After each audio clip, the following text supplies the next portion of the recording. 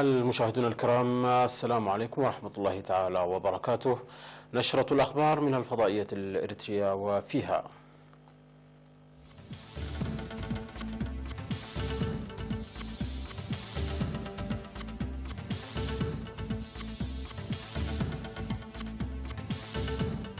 البلاد تحتفل بعيد الصليب.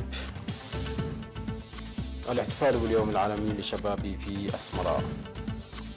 سمينار حول رفع المعرفة القانونية لأصحاب المرافق الخدمية في مصوى. مقتل 12 مدنيا من القوارق في هجوم شمالي شرق مالي. ترامب وروحاني يتبادلان التهديدات على منبر الأمم المتحدة. وإجلاء المئات وإغلاق مطار بسبب حريق للغابات في إيطاليا. أهلا بكم مشاهدينا. احتفلت البلاد اليوم 17 من سبتمبر لعام 2011 بالتقويم الجيزي الموافق 27 من سبتمبر لعام 2018 ميلادي بعيد الصليب المجيد. وحضر في مراسم الاحتفال التي جرت في ساحة الفاتح من سبتمبر بالعاصمة أسمرة رجال الدين والوزراء وكبار المسؤولين في الدولة والجبهة وأعضاء السلك الدبلوماسي المعتمدين في البلاد وآلاف المواطنين. وقام الكهنة برئاسة رئيس مجلس ثاقفة الكنيسة الأرثوذكسية الإريترية نيافة الأنبا لوقاس بأداء الصلوات والأناشيد.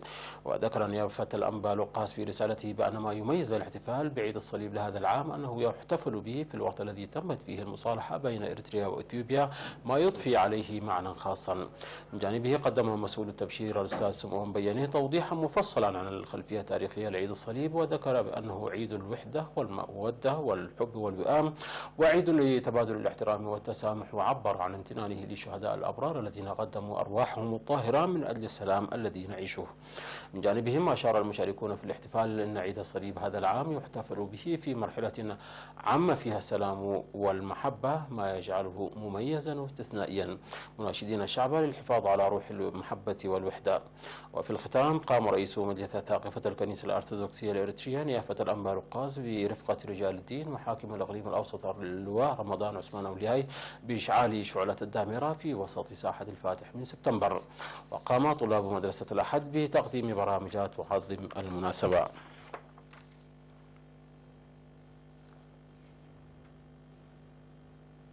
تم الاحتفاء باليوم العالمي للشباب في 25 من سبتمبر الجاري بالعاصمة أسمرة بالتعاون بين الاتحاد الوطني لشباب وطلبة إريتريا ومكتب الأمم المتحدة في إريتريا تحت شعار فضاءات آمنة للشباب. وذكر رئيس الاتحاد الوطني لشباب وطلبة إريتريا السيد صالح أحمد الدين في مراسم الاحتفال أن الشباب هم الركيزة الأساسية والشريحة الهامة لإنجاح برامج التطور، مسلطا الضوء على أهمية تعزيز مساهمتهم في إنجاز البرامج التنموية وتوفير فضاءات آمنة وشاملة تساهم في تنفيذ المهام الوطنية، مشيدا بمساهمة الشباب الإريتري في مختلف المراحل. من جهته أشار مسؤول صندوق الأمم المتحدة للسكان في إريتريا السيد إبراهيم سامبولي في كلمته التي ألقاها ممثلا لمكتب الأمم المتحدة في إريتريا إلى أن أكثر من 400 مليون شاب يعيشون اليوم في مناطق تعاني من النزاعات أو العنف المنظم، مما يعرقل دورهم الهام الذي يجب أن يلعبوه في سبيل التطور، مشددا على أن يعمل الجميع موحدا لتعزيز مساهمة الشباب في المجالات السياسية والاقتصادية والاجتماعية والثقافية دون تمييز لإرساء السلام المستدام في العالم. وأجريت في المناسبة لقاءات للوقوف على دور الجهات المختلفة في خلق فضاءات آمنة للشباب وكذلك فضاءات آمنة في القطاع التعليمي، كما قدمت في المناسبة برامج مختلفة ثقافية وفنية تعكس المناسبة. هذا يحتفى باليوم العالمي للشباب للمرة الثالثة على مستوى البلاد وال19 على مستوى العالم. أعلن معاقو الحرب المقيمون في مختلف مناطق إقليم عنسبة والناشطون في المجالات التجارية المختلفة وغيرها من المجالات على المستوى الفردي والجماعي أعلنوا بأنهم ينتقلون إلى مرحلة الاكتفاء الذاتي. وأوضح المعاقون بأنهم يعملون بجهد مستفيدين من إتاحة الجمعية لهم فرص تلقي القروض والتأهيل، مشيرين إلى بلوغ مرحلة مبشرة بفضل العمل المتفاني الذي يقومون به. وأكدوا جاهزيتهم للعمل الدؤوب في المستقبل عبر تعزيز تأطيرهم وتنسيقهم، معبرين عن إيمانهم القوي ليكونوا مثالا يحتذى به للتغيير في بيئتهم منطلقين من أرضية صلبة. وأشار مسؤول فرع الجمعية الوطنية لمعاقي الحرب في إقليم عنسبة السيد داويد جبرا كريستوس، أشار إلى أن الهدف الرئيسي للجمعية التي تأسست قبل 25 عاما هو تحسين الحياة المعيشية للمعاقين والحد من الاتكالية عبر خلق فرص العمل، مؤكدا بأنهم خطوا خطوات جيدة في هذا الصدد.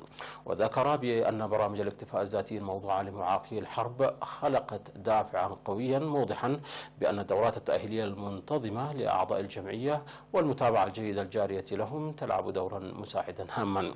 وفي الختام أكد السيد داويد جاهزية الجمعية لمساعدة الأعضاء الذين لم يستفيدوا حتى الآن من تلك الفرص لأسباب مختلفة في المجالات التي يختارونها. وتشير المعلومات الواردة من الجمعية إلى وجود 2000 معاق حرب في إقليم عنسبة. نظم سمينار قانوني لرفع معرفة وفهم أصحاب المرافق الخدمية القانوني في مديرية مصوع بهدف تعزيز دورهم في الحد من ارتكاب الجرائم.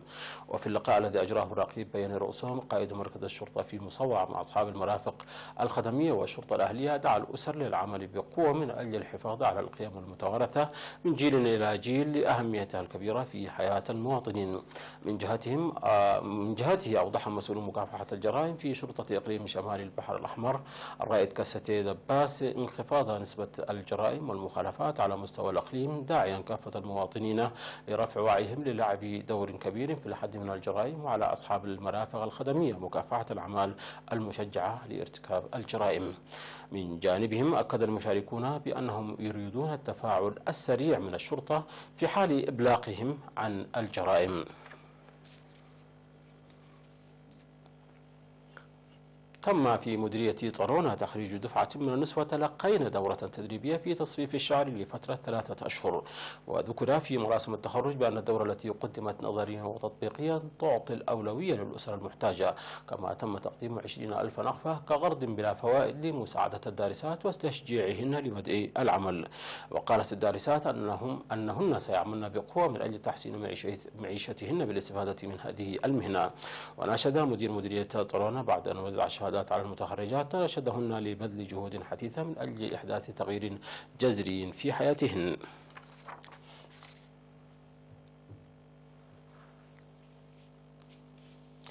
مشاهدينا، نشرتنا مستمرة ولكن بعد فاصل قصير فابقوا معنا.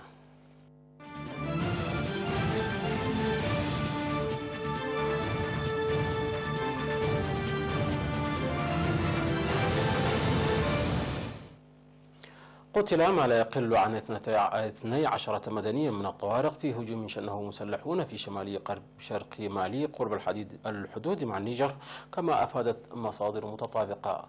ومنذ بداية العام قتل حوالي 200 شخص معظمهم من المدنيين من إثنيتي الفولان والطوارق في هذه المنطقة التي تشهد معارك بين عناصر بايع تنظيم داعش وحركتي غاتيا وMSA اللتين يشكل الطوارق قالبية عناصرهما وتدعمان عملية برخان الفرنسية.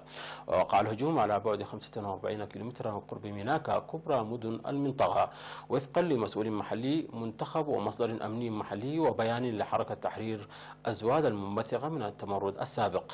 وكانت فرنسا تدخلت عسكريا في مالي في 2013 لمساعدة القوات الحكومية على إخراج الإرهابيين المرتبطين بتنظيم القاعدة من شمال هذا البلد، إلا أن أجزاء كبيرة من البلاد لا تزال تعيش حالة من الفوضى الأمنية رغم اتفاق السلام الذي وقعه زعماء الطوارق في منتصف 2015 بهدف عزل المتطرفين.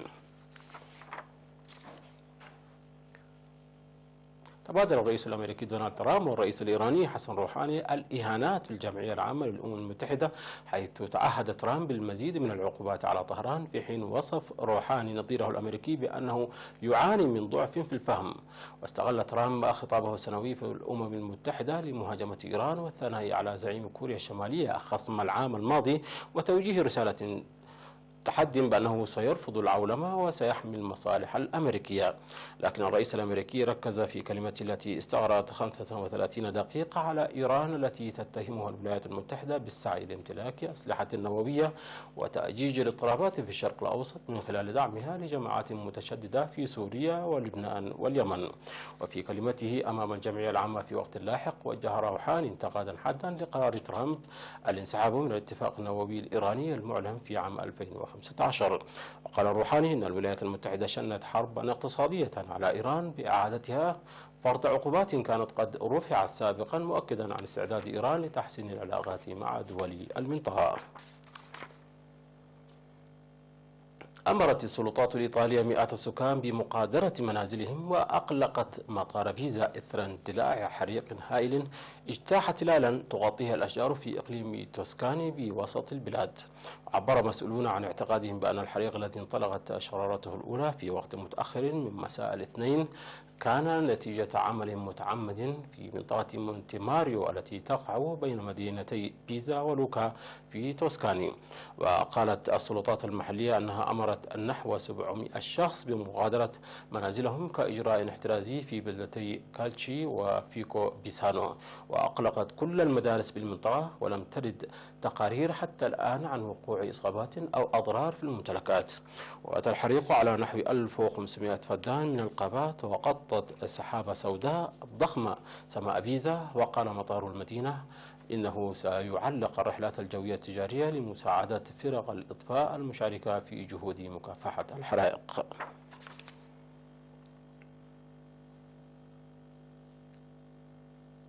قال شركة سبيس اليابانية الناشئة لاستكشاف القمر أنها تعاقدت على رحلات على متن صواريخ شركة سبيس إكس المملوكة لإيلون ماسك في عامي 2020 و2021، وذلك في أول خطوة لها تجاه تقديم خدمات مثل التنقيب عن الماء على القمر.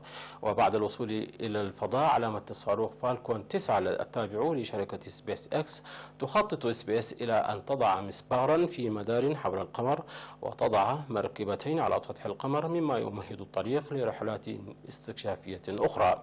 وتعمل سبيس في تقديم خدماتها لعملاء من الحكومات والقطاع الخاص، بما في ذلك نقل شحنات للقمر ومهام استكشافية مثل التنقيب عن الماء بعدما اقتربت إمكانية استعمار القمر.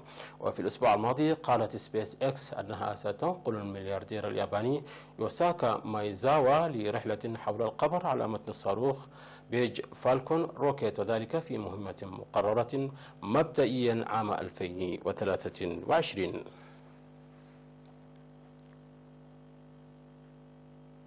مشاهدينا، انتهت النشرة. شكرا على حسن المتابعة. تحية لكم أينما كنتم. إلى اللقاء.